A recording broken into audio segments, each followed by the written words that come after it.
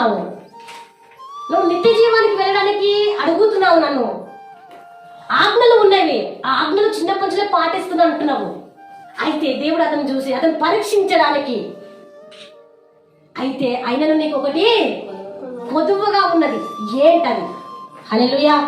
ఈరోజు మన జీవితంలో కూడా మనం విశ్వాసం చేస్తున్నాము, విశ్వసిస్తున్నాం, దేవుని ప్రార్థన చేస్తున్నాం, ఉపవాసం ఉంటున్నాం, అన్ని చేస్తున్నాము. కానీ మనలో కూడా ఒకటి కొదువుగా ఉన్నది. మనలో కూడా ఏమున్నది? ఒకటి కొదువగా ఉన్నది. ఆ కొదువ ఏంటో తెలుసుకోవాలి. ఆ అబ్బాయి నటుడు, ఈ అబ్బాయి లోపల ఒక కొదువ ఉన్నదంట. అన్ని చేస్తుంది కానీ ఒక కొదువ ఉన్నదంట. అది ఏంటంటే దేవుడు ఒకటే మాట అంటాడు, అతను ఉన్న తత్వం ఏందో బయటపడుతుంది. నీవు వెళ్ళి నీ కలుగునవన్నీ అమ్మి బీదలకిమ్ము, పరలోకమందు నీకు ధనము కలుగును. నీవు వచ్చి నన్ను వెంబడించమని చెప్పాను. నీ ఆస్తిని అమ్మి బీదలకిచ్చి నువ్వు నన్ను వెంబడించు అన్నాడు. ఆ మనసు లేదు. ఏ మనసు లేదు అంటే ఆజ్ఞలన్నీ పాటిస్తున్నాడు, కానీ ఏ వేలో పాటిస్తున్నాడు? తన ఇష్టానుసారంగానే, తన ఆస్తిని పక్కన పెట్టుకొని, తనకున్న తత్వాన్ని పక్కన పెట్టుకొని వాడిని పాటిస్తున్నాడు. అంతేగాని సంపూర్ణంగా దేవుల్లో ఉండడానికి, దేవుని వెంబడించడానికి, సంపూర్ణంగా నిత్య జీవముకు వెళ్ళడానికి అస్సలైన మార్గం ఏందో అతనికి తెలియబడినా కూడా అతను లోపడలేకపోతున్నాడు. ముఖము చిన్న పుచ్చుకొని అక్కడి నుంచి లేచి వెళ్ళిపోయినాడు. ఎవరికి అంట, ఎవరైనా సరే ఇంపైన మాటలు చెప్తే చాలా బాగా వింటారబ్బా. గద్దించే మాట లేదా వాళ్ళు త్యాగం చేయాల్సింది ఏమైనా ఉన్నది, ఇది నువ్వు మార్చుకో, ఇది దేవుని కోసం విడిచిపెట్టమని ఆ మాట చెప్తే మాత్రం మొక్కము చిన్న పుచ్చుకుంటారు. ఎవరిలాగా? ఈ ధనవంతుల్లాగా. ఇప్పుడు దేవుడు ఇక్కడ ఏమన్నాడు? నువ్వు నిత్య జీవానికి వెళ్ళడానికి నేను ఏం చేయాలని అడుగుతలే కదా దేవుడికి చెప్పినాడు. చెప్పినప్పుడు ఈ ఆజ్ఞలు పాటిస్తున్నా కరెక్టే, కానీ నీకు ఆయనలో ఒకటి కొదువుగా ఉన్నది. ఏంటంటే నువ్వు నన్ను వెంబడించమన్నప్పుడు వెంబడించబడిన విధేయత నీకు లేదు. నా మాట వినే ఆ మనసు నీకు లేదు. అంటే నన్ను ప్రేమించాలంటే కొన్నిసార్లు త్యాగం చేయాల్సిన పరిస్థితి, పరీక్ష దేవుడు పెడతాడు. దేవుడు మనకి ఇష్టమైన దాన్ని విడిచిపెట్టమంటాడు. కష్టం తెలుసు, మనకు బాధ కలిగిస్తుంది.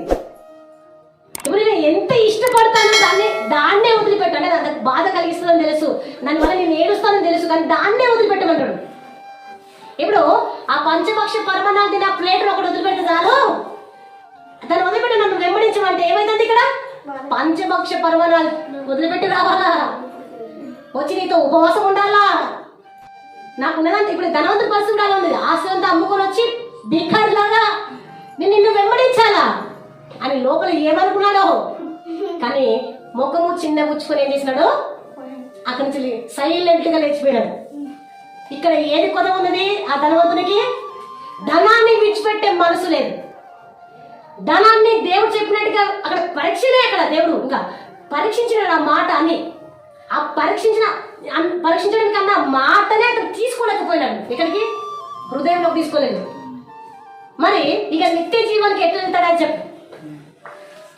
మోసగించవద్దు, వ్యభిచరించవద్దు, అబద్ధ సాక్ష్యం పలకొద్దు, దొంగతనం చేయొద్దు, నరాతి చేయొద్దు. కంటే వీటన్నిటి కంటే ఏది ముఖ్యం?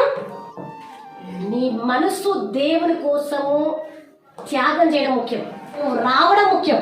ఆ ధనాన్ని విడిచిపెట్టి దేవుని వెంబడించేంత మనసు లేదు. అది కొరతగా ఉన్నదని దేవుడు తెలియజేయడం కోసమే నీకు ఒకటి కొరతగా ఉన్నది. అంటే నీకు ధనాన్ని విడిచిపెట్టేంత మనసు నీకు లేదు, దాన్ని వదిలిపెట్టలేవు. అది ధనవంతానికి ఇష్టమే. ఆ ధనాన్ని విడిచిపెట్టవయ్యా అంటే విడిచిపెట్టాడంట, కానీ అది ఉంచుకుంటాడు. దేవుడు కావాలా, దేవుడు రాజ్యం కావాలి, పరలోక రాజ్యం కావాలంటే దాన్ని వదిలిపెట్టలేక పరలోక రాజ్యం వచ్చేది. దేవుడి మాటల్లో ఆంతర్యం ఉంటది, మర్మం ఉంటది.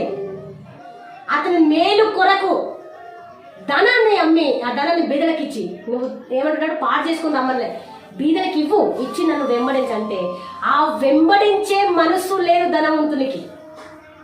అంటే ఇక్కడ ఆ మనసు అతనికి కొరతగా ఉన్నది. ఆస్తిని వదిలిపెట్టలేదు, కానీ నాకు నిత్య జీవము కావాలి. పోనీ దేవుడు అతనికి ఎదురు వెళ్ళి, బాబు ఇట్లా నువ్వు నిత్య జీవం రావాలంటే నీకున్న ఆస్తిని పక్కన పెట్టి బీదలకు ఇచ్చినావంటే రాలేదు. ఆ యేసుప్రభు వారే బయలుదేరి వెళ్తుంటే పరిగెత్తుకుని వచ్చిండు, సంతోషపడుతూ పరిగెత్తుకుని వచ్చి మోకాల మీద ఉండి, ఈ మనసు ముఖ్యము దేవునికి. నీకున్న ఆస్తి కాదు, నీకున్న అంతస్తు కాదు, నీకున్న డబ్బు కాదు దేవునికి కావాల్సిన ఏంటిది? నీ మనసు, నీకు ఇచ్చే మనసు, దేవుని వెంబడించే మనసు కావాలి అంతే. అయితే ఎవడు రక్షణ పొందగలడని ఆయనను అడిగిరి.